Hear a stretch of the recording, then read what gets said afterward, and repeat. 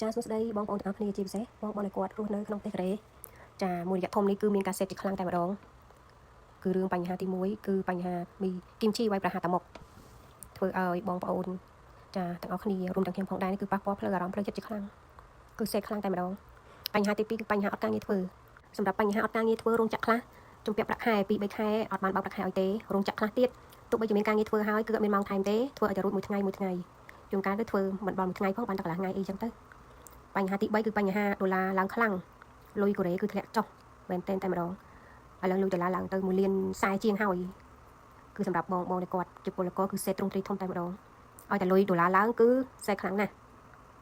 សេដ្ឋកិច្ចរាល់ថ្ងៃចាបងប្អូនដឹងហើយទាំងអស់គ្នាគឺសេដ្ឋកិច្ចគឺពិបាកខ្លាំងចំណូលតិចចំណាយច្រើន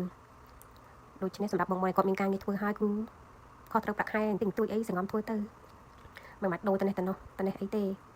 សេដ្ឋកិច្ចគឺវាពិបាកមិនថាប្រទេសណាទេមិនថាខ្មែរមិនថាកូរ៉េគឺសេដ្ឋកិច្ចគឺពិបាកខ្លាំងដូច្នេះអ្វីដែលយើងចំណាយបានយើងចំណាយអ្វីដែលយើងរីកខំបានគឺយើងរីកខំស៊ូទាំងអស់គ្នាបងប្អូន